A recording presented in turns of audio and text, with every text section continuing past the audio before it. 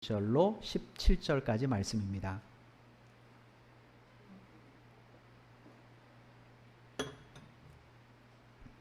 신약성경 262페이지 고린도전서 1장 11절로 17절까지 말씀입니다.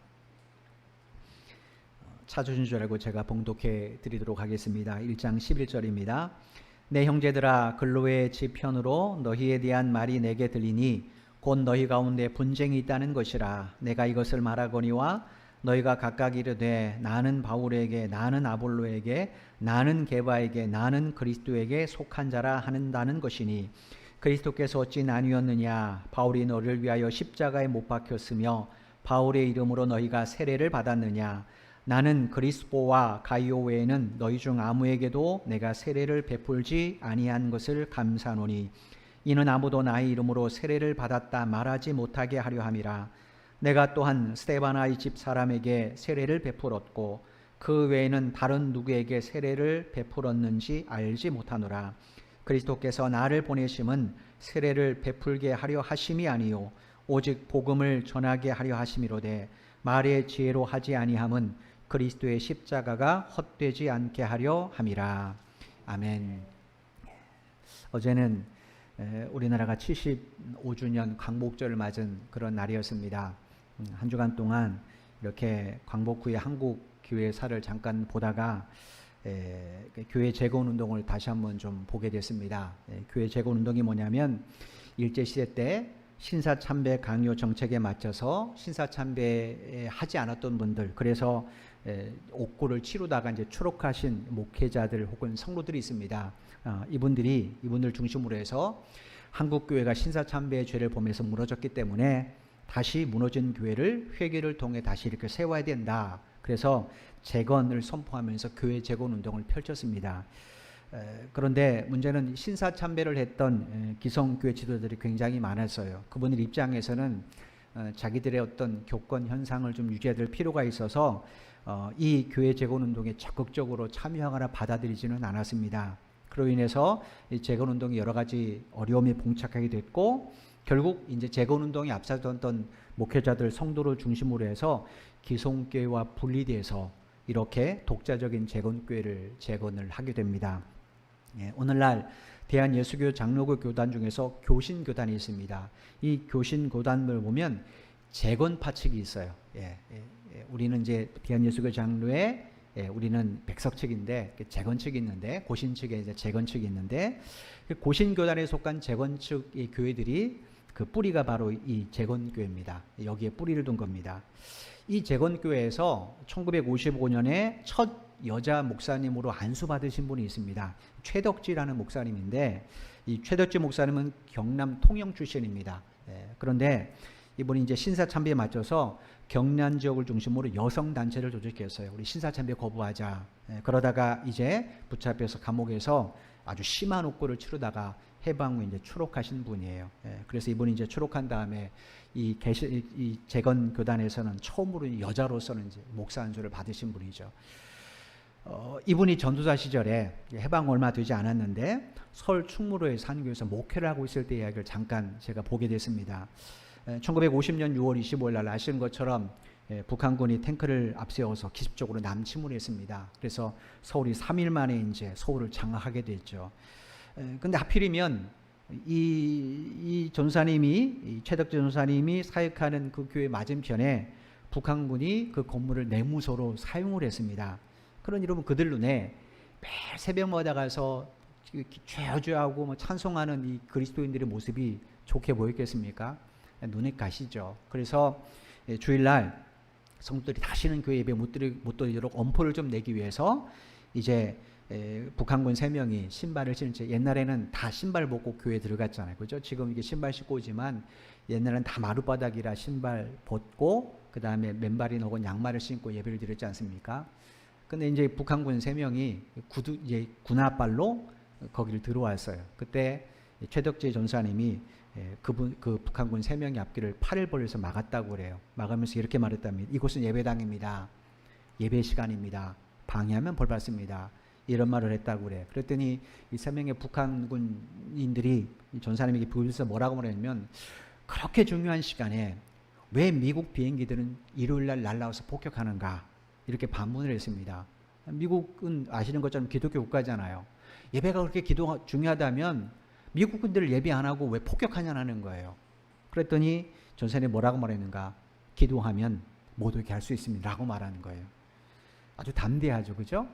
그런 이제 북한군이 전사님하고 얼마나 이제 논쟁을 했겠습니까? 그러는 중에 교회 안에서는 계속해서 찬송이 불러졌습니다. 그 중에 한 북한군이 이게 귀에 거슬리는 거예요. 그래서 화가 나서 문을 열고 들어가서 찬송 부르는 여자 성도의 목에다 총을 들이댄 겁니다. 너 지금 찬양하면 쏴 죽이겠다. 그랬더니 이분이 뭐라면 쳐다보면서 죽으면 천국이지 하고 찬송을 부르더래요. 여기에 이 북한군이 이제 기가 질린 거죠. 그러면서 북한군이 당황해서 돌아가면서 한 말이 뭐냐면, 당신들 분명히 기도하면 미국 비행기 못 오게 할 수 있다고 말했으니까 다음 일요일에 만약에 미국 비행기가 온다면 여기 있는 모든 사람들은 한 대라도 온다면 다 총살형이다 하고 돌아갔대요. 이렇게 해서 예배를 무사히 드리고 마치게 된 겁니다. 예배 마치고 나서 최덕 전사님이 성도들에게 우리 집에 가지 말고 잠깐이라도 모여서 함께 기도하자 하면서, 여러분 하나님은 능치 못할 일이 없으십니다. 옛날 여호수아가 기도할 때 태양도 머물게 하셨습니다. 우리 그러니 함께 기도합시다. 그리고 성도들이 이제 잠깐 기도를 하고 그리고 돌아갔습니다. 전사람이 이제 일주일 내내 금식을 하는 거예요. 예. 왜냐하면 이게 만약에 비행기 한 대로 뜨면 성도들과 자기가 다 이제 물론 총과서 좋겠지만 그것이 성도들의 가정에 아픔이 되기 때문에 기도를 했다고 그래요. 일주일을 다 금식을 하셨는지 아니면 뭐 끼니를 금식하셨는지 모르겠지만 아무튼 금식하며 기도하셨대. 근데 그 다음날 놀라운 일이 벌어졌어요. 진짜 오전 예배 드리고 오후 예배 드리고 그때는 저녁 예배까지 있었습니다. 저녁 예배를 드렸는데 미국 비행기가 한 대도 보이지 않은 거예요. 그런데 북한군이 얼마나 또 당하겠습니까? 교회에서 보면 그때 북한군들이 야 정말 하나님 있는 거 아니야? 라고 수군거렸다고 그래요. 하나님께서 전사님과 성도들이 예배 드릴 수 있도록 하나님이 역사하시는 거예요. 이렇게 주일을 보냈는데 그 다음 날 서울 상공은 전보다 배나 더한 미국 비행기가 떴다고 합니다. 그리고 얼마나 폭격을 강했는지, 그래서 어쩔 수 없이 이제 북한군이 퇴각을 결정할 수밖에 없었다고 그래요. 퇴각하면서 이분들이 한 게 뭐냐면 건물에 불을 지르고 도망간 겁니다. 북한군이. 교회도 마찬가지죠. 교회 주변에 머리 이렇게 놓고 불을 지르고 갔는데 그때도 역시 교회 안에 있던 성도들이 기도를 했답니다. 근데 놀라운 것은 바람이 불어가지고 그 불길이 다른 곳을 향해서 매병만 조금 타고 전혀 한 사람도 다치지 않았대요. 여러분 비글스로 보면 신화 같은 이야기죠. 근데 이거는 진짜 교회에서 남아있는 실제로 있었던 이야기입니다. 여러분 옛날에 우리 초대교회 우리 성도들은 이 어려운 시기에도 예배의 소중함을 결코 잊지 않았어요. 과연 우리는 어떠한가 한번 생각해 볼 필요가 있겠죠. 예. 과연 나는 예배에 관해서 얼마나 그렇게 간절함과 거룩함과 또 예배가 무엇인가에 대한 중요성을 생각하고 있는가, 우리 한번 돌아볼 필요가 있을 겁니다. 하나님께서 왜 이 교회에 이런 일을 베풀어 주었는가? 저는 그 이유가 다른 데 있지 않다고 생각해요. 예. 이 성도들이 하나님께서 자신들을 교회로 불러내신 목적, 그 목적에 합당한 삶을 살기 위해 노력했기 때문이라고 생각합니다. 여러분 하나님이 왜 우리를 교회로 불러주셨는가? 왜 우리를 교회에 불러주셨습니까? 당신을 예비하기 위해서요. 그죠? 우리가 하나님을 만나기 전까지는 하나님을 예비할 줄 몰랐어요. 우리가 하나님을 믿고 나서 하나님이 우리에게 믿음을 주시고 나서 그때부터 우리의 삶에 전혀 새로운 영역이 하나 생겼는데 그게 뭐냐? 예배를 드리게 되는 거예요. 이유가 뭘까요? 그게 인간의 본분이기 때문에 전도서 12장 13절에 있는 것처럼 하나님을 경외하고 그분의 말씀을 지켜야 하는 것은 사람의 본분입니다. 하나님과 인간 사이가 왜 관계가 깨어졌는가? 인간이 이러한 인간으로서의 본분을 저버렸기 때문에 그래요. 그래서 하나님은 이 사실을 알려주시기 위해서 창세기 3장에는 인간의 타락을 이야기하죠. 인간이 왜 타락했는가? 왜 하나님 관계가 깨어질 수밖에 없는가를 쭉 소개한 후에 창세기 4장에서 무슨 이야기를 합니까? 예배에 관한 이야기를 해요. 여러분 이상하잖아요. 창세기 3장의 타락을 1장 2장은 창조를 얘기하시고 반복해서 3장은 타락을 얘기하시고, 근데 4장에서 뜬금없이 예배가 뚝 출연해요. 아담과 하와가 에덴에서 쫓겨난 후에, 죄 때문에 쫓겨난 후에 결혼해서 두 아들을 낳죠. 가인과 아벨을. 근데 이들의 예배에 대해 이야기합니다. 이들이 어떻게 성장했는지 그런 얘기는 전혀 없습니다. 예배에서 이야기해요. 그리고 그 예배가 올바른 예배와 잘못된 예배로 나뉘게 됩니다. 그리고 그 예배 때문에 결국 죽음이 그 가정에 임해요. 이것은 인간의 본문과 매우 중요하죠. 아담이 타락했을 때 하나님 말씀하신 게 뭡니까? 그 죄로 인해 너는 반드시 죽을 거라고 말씀하셨어요.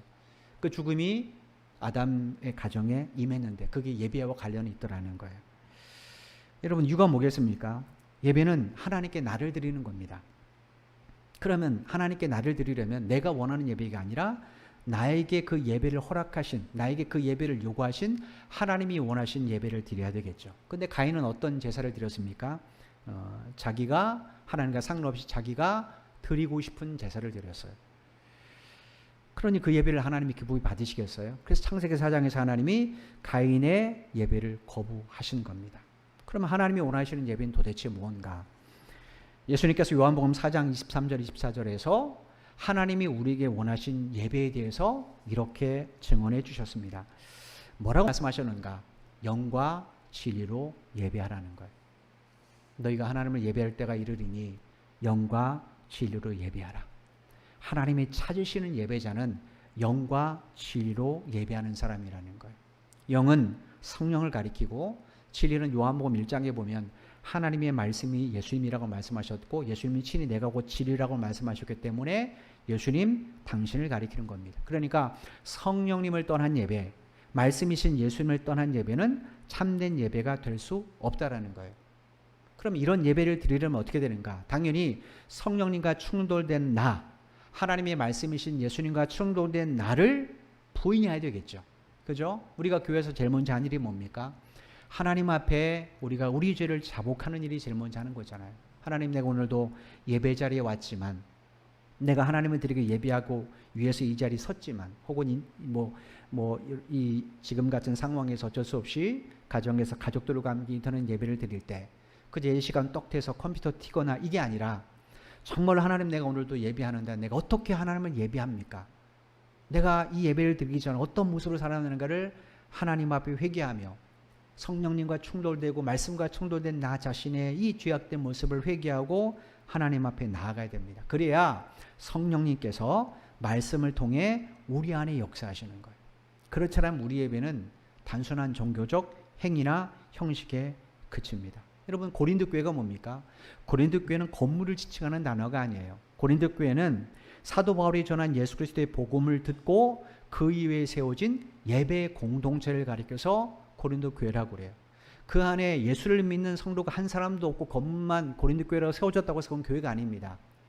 비록 그 간판은 없어도 그 안에 예수를 믿는 신실한 사람이 있으면 그건 그 지역의 교회인 거예요.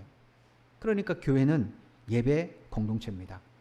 그러므로 교회의 주인은 누구십니까? 그 예배를 우리에게 허락하시기 위해서 피값으로 우리를 사신 예수님이 그 예배 공동체의 주인이시죠. 근데 안타깝게도 고린도 교회는 어떻게 됐는가?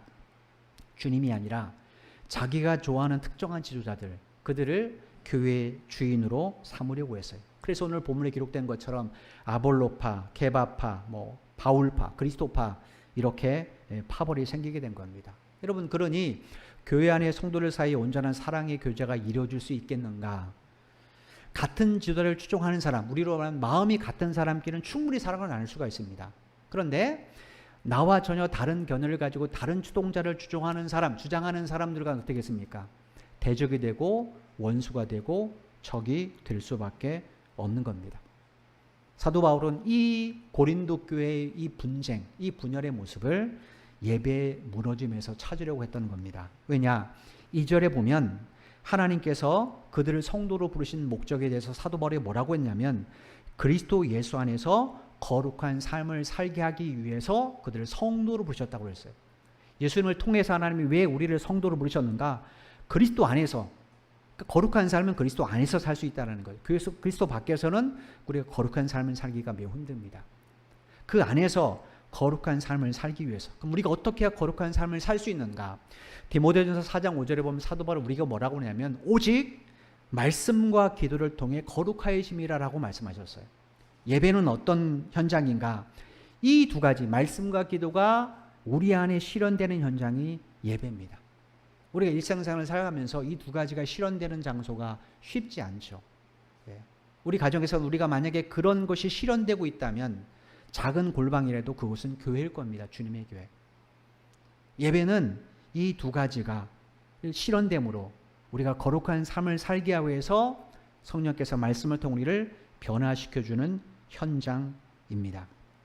그러므로 여러분, 이렇게 온전한 예배를 드린 사람이 예배 후에 여전히 자기의 고집과 옛사람을 쫓아 살겠습니까? 그렇지 않겠죠. 말씀을 들으면서 나를 부인할 거예요. 하나님, 맞습니다. 내가 그렇게 살지 못했네요. 맞습니다, 하나님. 그렇게 사는 게 맞는데 하나님, 나를 좀 도와주세요. 라고 말씀을 들으면서 나를 부인하고 그분의 말씀을 따르려고 노력하게 될 겁니다. 그런 사람이 어떻게 자기중심적인 이기적인 신앙생활을 할 수 있겠습니까? 그렇지 않을 거예요. 그 반대로 우리가 계속해서 보는 것처럼 하나님이 우리 아버지다라는 이 명확한 인식을 가지고 서로가 합력하여 선을 이루려고 노력하게 될 겁니다. 안타깝게도 고린도 성도들은 이것과 점점 멀어지게 되는 거예요. 그래서 서로 각자의 가치관, 각자의 주장, 각자의 생각만을 고집했어요. 그러니 나와 다른 사람을 포용할 수 있겠습니까? 다 밀어내릴 수밖에 없는 거죠. 그리고 그 사람과 벽을 쌓게 되는 겁니다. 오늘 본 말씀은 바울이 이 고린도 소식을 글로의 집 편에 속한 사람들부터 들었다라는 말로 시작을 합니다. 오늘 보면 11절 말씀을 다시 한번 보겠습니다. 내 형제들아, 글로의 집 편으로 너희에 대한 말이 내게 들리니 곧 너희 가운데 분쟁이 있다는 것이라. 글로의 집 편으로, 이 말은 글로의 집에 속한 사람들로부터라는 뜻이에요. 헬라 성경에 보면 글로에라는 이 단어가 여성 명사로 되어 있습니다. 그러니까 아마 이 글로에라는 분은 아마 여자 성도님이었던 것 같아요. 이 바울에게 고린도 소식을 전해준 사람이 이 글로에라는 여자 성도님의 집에 속한 사람들이었다라는 거예요. 이 글로에가 자기 집에 속한 사람들을 바울에게 보냈는지, 아니면 이 사람들이 우연히 에베소에 왔다가 바울이 여기 있다는 소식을 듣고 가서 이 문제를 상의해서 찾아갔는지 우리는 그건 전혀 모릅니다. 중요한 것은 바울이 어떻게 이 소식을 듣겠는가? 주님께서 이들을 그들에게 보내셔서 바울에게 이 분쟁의 소식을 들려주는 거예요. 왜냐? 만약에 바울이 이 소식을 듣지 못해서 고린도 전서를 쓰지 못했다면 고린도 교회는 그대로 세상의 모임으로 전락하게 될 거예요. 그렇게 되면 어떻게 되겠습니까? 고린도라는 도시의 변화도 중단되게 되겠죠. 고린도라는 이 도시가 변화되려면 교회가 먼저 올바로 서야 됩니다. 그래서 하나님 이 교회의 성도들을 바르게 세워주시기 위해서 그들을 통하여 바울에게 이 소식을 들려준 거예요. 무슨 소식입니까? 고린도 교회 성도들의 분쟁에 관한 소식이라고 되어 있어요. 11절 우리말로 분쟁이라고 번역된 헬라어가 다툼, 논쟁, 충돌 이런 의미입니다. 그러니까 이 사람들이 내가 옳다, 네가 옳다 이런 식으로 지금 막 갑론을박을 하고 있었던 거죠. 여러분, 사도 바울이 2절에서 고린도 교회의 모임에 대해서 뭐라고 규정했습니까? 하나님의 교회다 이렇게 칭했어요. 2절 말씀을 잠깐 보겠습니다. 고린도에 있는 하나님의 교회 곧 그리스도 예수 안에서 거룩하여지고 성도라 부르심을 받은 자들과 또 각처에서 우리의 주 곧 그들과 우리의 주 되신 예수 그리스도의 이름을 부르는 모든 자들에게. 이 말씀에서 우리말로 교회라고 번역된 헬라어가 에클레시아라는 단어예요. 이 단어는 원래 본뜻이 시민들의 모임 혹은 총회 이런 뜻입니다. 근데 이 말은 사도 바울이 어느 날 갑자기 만들어내는 새로운 영어가 아니라는 거예요. 이미 기원전 5, 6세기경부터 헬라 사람들이 사용했던 일반적인 사회적 단어입니다. 그런데 어느 날부터인가 헬라 사람들이 이 단어를 그리스도인들의 모임을 지칭한 단어로 사용하기 시작했던 것 같아요. 이유가 뭘까요? 왜 자기들이 쓰는 표현을 쓸 때 그리스도인들의 모인 걸 보면서 그들이 왜 에클레시아라는 단어를 사용했을까? 이유가 뭐겠습니까? 그들의 모임이 자기들의 모임과 뭔가 달랐기 때문이겠죠. 뭐가 달랐을까요? 모여서 예배하는 행위일까요? 그들의 삶이 달랐다는 거예요. 자기들은 모여서 어떻게 하면 돈을 더 많이 벌까? 어떻게 하면 더 즐겁게 인생을 살아갈까? 뭐 재밌는 건 없는가? 라고 그런 것만 모여서 끙끙거리고 연구하는데 그리스도인들은 그게 아니라 어떻게 하면 정직하게 살까? 어떻게 하면 성실하게 살아갈 건가? 어떻게 하면 이웃사랑을 바르게 실천할 것인가? 이걸 고민하면서 서로를 돌보고 혹은 연약한 성도가 있으면 자기 것을 나누는 그런 삶을 살아가고 있다는 거예요. 그러니 그들이 그걸 보면서 헬라 사람들이 궁금하지 않겠습니까? 도대체 저 모임은 뭐길래 뭔가 다른가? 왜 저들은 저런 삶을 살아가는가? 궁금하지 않겠습니까?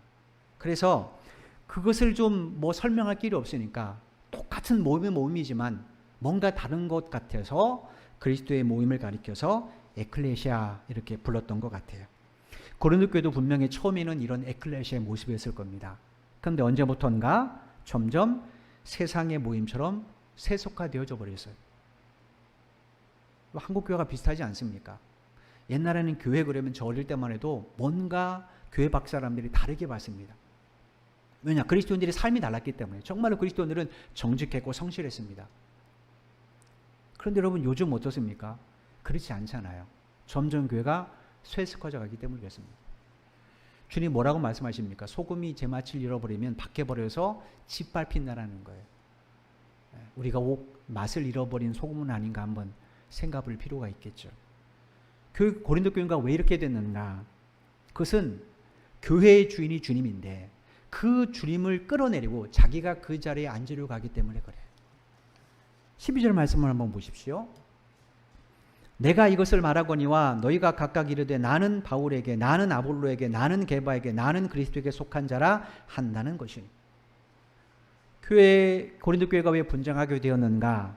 교회 안에서 파당이 만들어졌어요. 파당이라는 것은 주장이나 이해를 같이 하는 사람들이 뭉쳐서 만든 모임입니다. 우리가 정치에도 당 그러잖아요. 그죠? 그런 것처럼 주장이나 이해가 같은 사람끼리만 모여서 만든 모임을 이제 파당이라고 그래요. 여러분 아시는 것처럼 계속해서 제가 말씀드린 것처럼 고린도 교회가 어떻게 세워졌는가? 바울이 2차 전도 여행 중에 고린도를 방문했습니다. 말미에. 거기서 1년 6개월 동안 복음을 전하면서 사람들에게 그리스도를 가르쳐 줬어요. 그랬더니 그들이 모여서 여기저기 지역마다 이제 교회가 세워지게 된 거죠. 그러니까 어떻게 보면 세상적으로 보면 고린도 교회는 바울이 직접 세운 교회라 할 수 있습니다. 그리고 나서 바울이 이제 2차 전도를 마치고 나서 1년 6개월 만에 고린도를 떠나게 되죠. 그렇게 되니까 고린도 교회 목회자가 없게 된 겁니다. 이곳에 누가 잠시 머물게 되냐면 사도 베드로가 와서 복음을 전하게 돼요. 왜냐하면 그 당시에는 목회자가 없는 교회들이 굉장히 많았습니다. 우리가 아는 것처럼 초대교회 일곱 집사들은 주로 나가서 교회를 개척하는 일을 많이 했어요. 사도 빌립 같은 경우는 사마리아에 가서 교회를 세웠고 또 그 다음에 계속해서 가면서 복음을 전하잖아요. 그러다 보니까 목회자가 없는 교회들이 많아요. 사도들은 주로 이제 이런 교회를 순회하면서 복음을 전하고 그들의 이제 신앙의 체계들을 세워준 일을 합니다. 사도 베드로도 그래서 한 곳에 오래 머물지는 않았던 것 같아요. 그러니까 베드로도 여기 와서 이제 바울이 지난 다음에 여기 목회자 없는 소식을 듣고 와서 복음을 전했을 거란 말이에요. 그리고 어느 일정 기간이 돼서 또 다른 지역으로 아마 떠났을 겁니다. 그 후에 누가 여기로 오게 됐는가? 에베소에 있던 아볼로라는 사람이 여기 와서 목회를 하게 됩니다. 사도행전 18장 24절 말씀 이렇게 기록이 되어 있어요. 알렉산드리아에서 난 아볼로라 하는 유대인이 에베소에 이르니 이 사람은 언변이 좋고 성경에 능통한 자라. 알렉산드리아라는 이 도시는 주전 332년에 헬라 제국의 알렉산더 대왕이 이집트 북부 지역에 있는 항구가 있습니다. 거기에 세운 도시가 바로 알렉산드리아예요. 헬라 제국의 알렉산더 대왕은 자기 업적을 기린 것을 대단히 좋아했던 것 같아요. 그래서 자기가 정복한 지역에 자기 이름을 붙인 알렉산드리아라는 도시를 30개 정도 이렇게 건설했다고 그래요. 그 중에 가장 큰 도시가 어디냐면 바로 사도행전 18장 24절에 기록된 이집트에 있는 알렉산드리아예요. 이 이집트의 알렉산드리아는 파피루스가 많이 생산되는데 그런 도시답게 여기는 파피루스로 만들어진 장서를 50만 권 이렇게 소장한 그 당시 세계 최고의 도서관이 있다고 합니다. 이게 도서관이 있다는 것은 그만큼 여기 있는 사람들이 학문에 열정이 있다는 거죠. 지중해 어떤 학문적으로는 중심이었을지 모르겠습니다. 또 그런가 하면 주전 2세기경에 이제 유대인 학자들이 히브리어 된 구약 성경을 헬라어로 이제 번역해서 72영을 만들게 되죠. 그것도 이제 그 장소가 바로 이 이집트의 알렉산드리아입니다. 그만큼 이 알렉산드리아 사람들은 학문적 열정이 높았던 것 같아요. 이 아볼로라는 사람은 여기서 살다가 어느 날 에베소로 왔어요.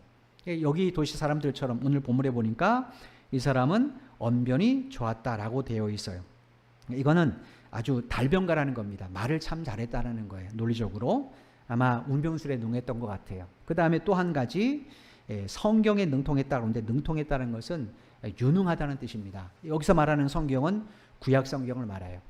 조금 전에 말씀드린 것처럼 20대 알렉산드리아는 유일하게 세계 유일하게 히브리 성경이 헬라어로 번역된 그런 도서관이 있기 때문에 아마 유대인들은 여기에서 이 헬라파 유대인들 같은 경우는 헬라어가 모국어이기 때문에 거기서 마음껏 성경을 받겠죠. 그러다 보니 이 아볼로라는 사람은 구약 성경에 매우 해박한 지식을 가지고 있었던 겁니다. 그런데 이 사람이 뭘 몰랐는가? 예수 그리스도의 십자가의 죽음과 부활에 관한 내용을 몰랐어요. 즉 구약 성경에서 말씀하신 메시아가 그리스도라는 사실은 그가 몰랐습니다. 그런 아볼로에게 하나님이 누굴 보내시는가? 그때 마침 에베소에 아굴라 부부가 있었습니다. 우리가 이미 사도행전 18장을 살펴본 것처럼 바울이 고린도를 떠날 때 아굴라 부부도 함께 떠났잖아요. 그죠? 그리고 바울이 잠깐 에베소에 거쳐서 이제 수리안도로 돌아갈 때 이 부부에게 뭐라고 말했습니까? 에베소 사람들에게 내가 다시 올 것이다 라고 약속을 했기 때문에 내가 올 때까지 이 사람들에게 좀 복음을 전해다오 하고 아볼로를 남겨놨단 말이에요. 그때 이제 아볼로가 온 겁니다. 이 아볼로가 유대인 땅에서 이제 구약 성경을 강론했겠죠. 안식일마다 유대인 예배, 회당 예배 참석해서 가르쳤을 겁니다. 근데 그때 아볼로도 유대인이었기 때문에 하나님이 이 부부를 아마 그 회당에 보내셨던 것 같아요. 이들이 이제 안식일에 대해서 유대인 회당에서 갔는데 마침 아볼로가 강론을 한단 말이에요. 내용이 참 좋아요. 구약성을 해박하게 설명을 해줍니다. 근데 한 가지, 예수를 믿지는 않다라는 거예요. 예수에 관해서 잘 모르더라는 거예요. 그래서 사도행전을 보면 이 이제 회당 예배를 마치고 나서 아굴라 부부가 아볼로를 자기 집으로 초청을 해요. 그래서 식사를 맛있게 대접시킨 다음에 이제 예수 그리스도에 대한 복음을 이야기합니다. 당신이 말씀하신 구약의 메시아가 바로 십자가에 들어가신 예수님입니다. 이걸 쭉 설명을 해줘요. 그랬더니 아볼로가 이 아굴라 부부를 통하여 회심을 하게 됩니다. 예수 그리스도를 믿게 돼요. 그리고 나서 이 사람은 어떻게 했는가? 그 다음부터 이 복음을 가지고 고린도를 가려고 합니다. 그 내용이 사도행전 18장 27절에 이렇게 기록이 되어 있어요. 사도행전 18장 27절입니다.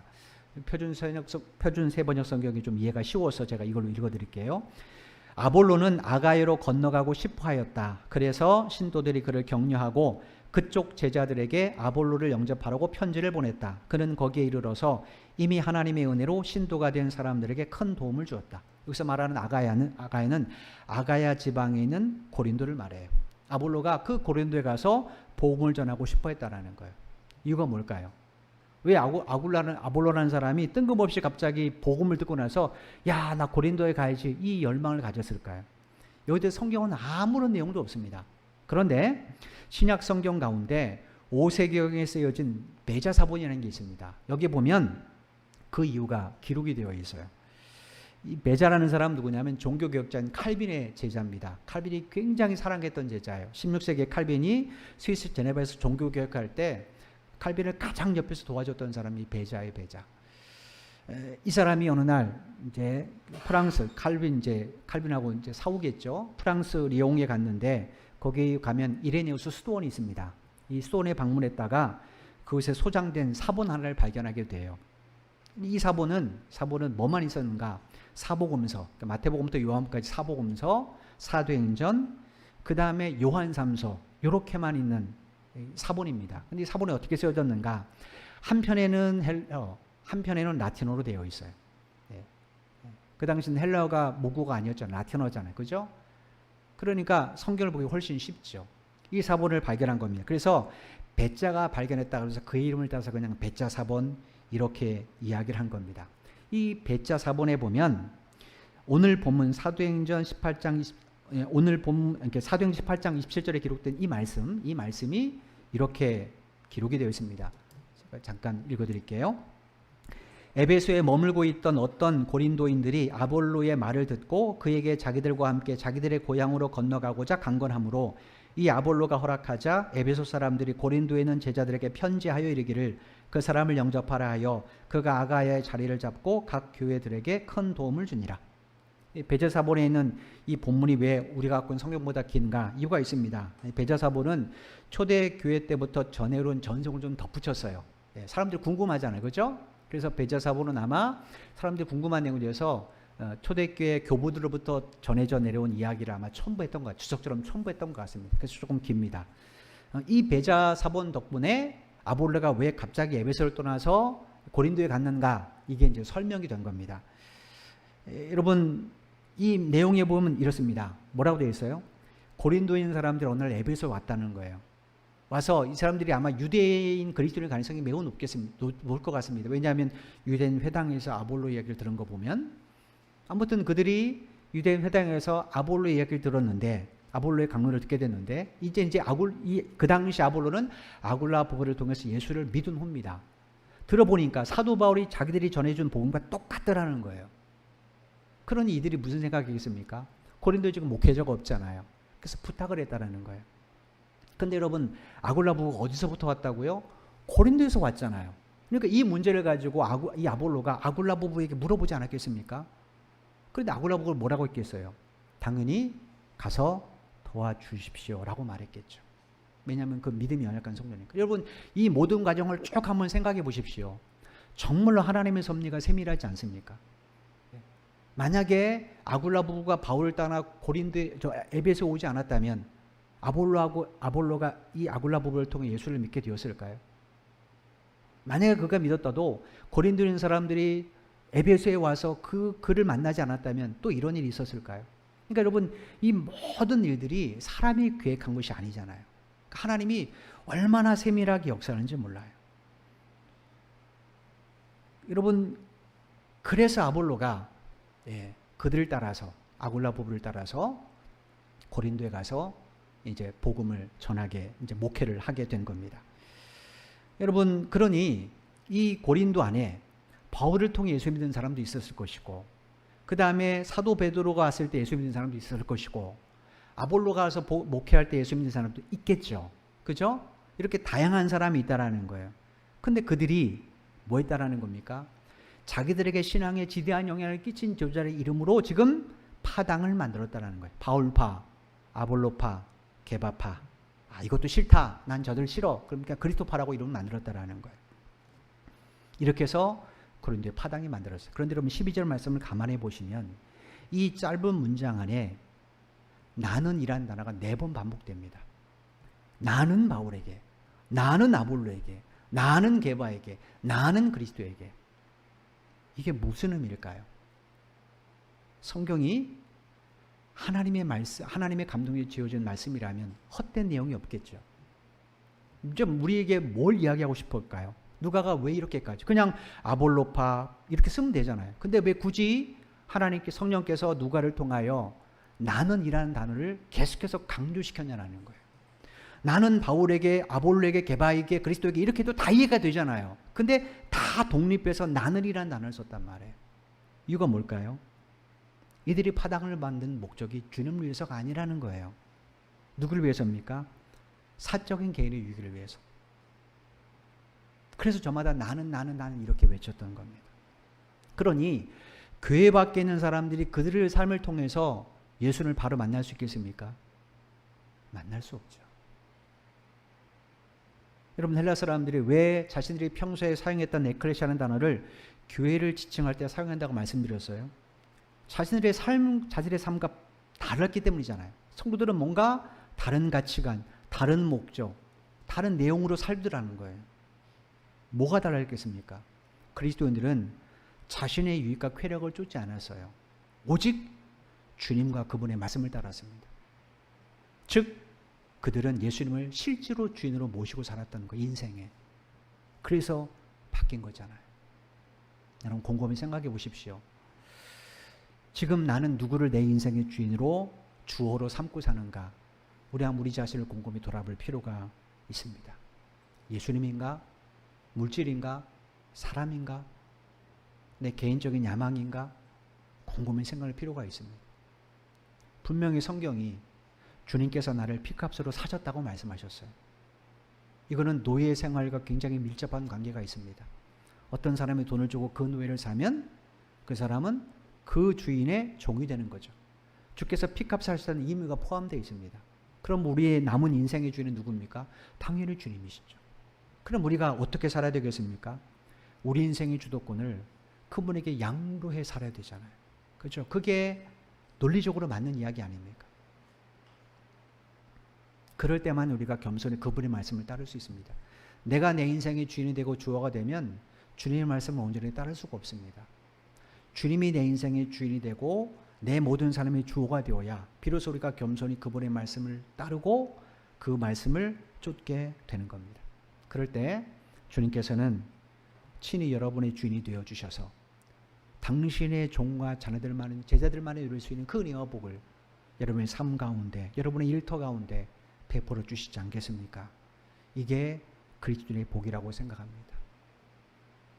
여러분 지금 한국교회가 이렇게 세상의 장애물이 되고 거림돌이 되고 비판의 대상이 되는 것은 우리 스스로를 돌아볼 필요가 있을 겁니다. 과연 무엇을 잘못했는가?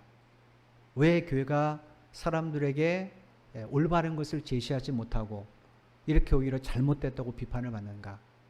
저는 이렇게 특별히 이제 어제 이틀에 걸쳐서 확진자가 많이 발생했잖아요. 교회에 대해서 어떤 잘못된 뉴스가 나오면 그 밑에 댓글을 제가 다 읽어봅니다. 인터넷 들어가서 신문마다 부끄러운 것밖에 없어요. 씩씩거리지 않습니다. 저는. 왜냐? 그 사람들의 말이 맞을 수도 있습니다.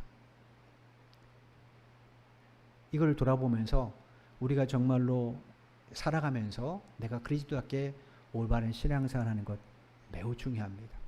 주님이 내 인생의 주인이 된다면 내가 무엇을 결정하기 전에 먼저 그분의 뜻을 쫓는 것이 합당할 겁니다. 주님이 정말로 내 인생의 주인이라면 내가 무슨 일을 할 때 내 유익보다는 이것이 하나님 앞에 옳은가를 먼저 점검하는 것이 올바를 겁니다. 그럴 때 우리를 통하여 부패한 이 세상이 우리의 삶의 터전이 조금씩 회복되고 또 재건되지 않겠습니까? 거룩해지지 않겠습니까? 이것이 오늘날 우리 그리스도인의 삶의 모습이라고 생각합니다. 고린도 교회의 이 모습은 어쩌면 한국교회의 모습일 수도 있고 우리들의 모습일 수도 있습니다. 이걸 생각하시면서 한 주간도 주님을 주인으로 모시는 일에 열심을 내는 여러분 모두가 되시길 바랍니다. 우리의 양식은 하나님의 말씀입니다. 사람은 떡으로만 살 것이 아니고 하나님 입에서 나오는 모든 말씀으로 살 거라고 주께서 친히 말씀하셨습니다. 그럼 우리가 세상의 양식은 맛있게 먹는데 성경은 덮어놓고 주일날 한 번 와서 여러분 다 고민을 해봐야 되겠죠. 하루를 살아가면서 아침에 시작하기 전에 먼저 하나님 앞에 무릎을 꿇지 않는다. 고민을 해봐야 되겠죠. 우리가 정말로 주님의 제자라고 주님의 종이라고 믿는다면 우리는 그분의 뒤를 온전히 따라가는 그분의 말씀을 쫓는 진짜 종과 제자가 되어야 될 겁니다. 이 사실을 기억하시고 한 주간도 여러분이 말씀과 기도를 통하여 경건의 생활을 추구한다면 하나님 여러분을 통하여 여러분의 가정과 일터에 이 주님의 종들, 주님의 제자들만이 누릴 수 있는 이 은혜와 복을 한 주간도 풍성히 허락해 주시리라고 믿습니다. 그런 여러분의 삶이 되기를 주님의 이름으로 간절히 축원을 드립니다. 기도드리겠습니다. 하나님 감사합니다. 우리는 십자가에 달려 돌아가시고 무덤에 묻히시고 부활하신 예수님을 향하여 주님이라는 호칭을 사용합니다. 나의 주인이라는 뜻입니다. 그런데 우리 삶에는 주님이 아니라 내가 주인이 될 때가 참 많이 있습니다. 혹은 세상 사람들이 쫓는 것을 주인으로 삼을 때가 참 많이 있습니다. 하나님 우리를 불쌍히 여겨주시고 용서하여 주옵소서. 그리스도인들이 소수였던 1950년대 또 60년대 40년대는 1% 안 되는 그리스도인들이 세상의 영향력을 거룩하게 미쳤습니다. 그래서 그리스도인이라고 하면 그들이 묻지 않고 돈을 빌려줄 정도로 성실과 정직의 대명사가 되었습니다. 그런데 오늘날 교회는 사람들로부터 비판과 또 부정적인 대명사로 전락해버렸습니다. 이유는 다른 데 있지 않습니다. 주님은 동일하게 곁에 계신데 교회가 주님의 몸이 되지 못하고 그리스도인들이 주님의 종이 되지 못했기 때문임을 다시 한번 깨닫게 해주셔서 감사합니다. 혹 우리는 삶 속에서 교회 안에서 나를 외치는 자는 아닙니까? 하나님, 우리를 용서해 주시고 긍휼을 베풀어 주셔서 이제 주님을 주인으로 모시고 주의 말씀을 쫓아 사는 우리 모두가 되게 하여 주옵소서. 우리 인생길의 길잡이는 오직 하나님 말씀밖에 없음을 우린 너무나도 잘 알고 있습니다. 머리로만 인식하지 않고 우리의 손과 발로 그 내용들을 실천할 수 있는 참된 그리스도인이 되도록 도와주옵소서. 한 주간도 이 나라에게 주의 긍휼을 베풀어 주시기를 간절히 소원합니다. 코로나19가 더 이상 교회로부터 확산되지 않도록 긍휼을 베풀어 주셔서 사람들에게 고통과 짐이 되지 않도록 역사해 주옵소서.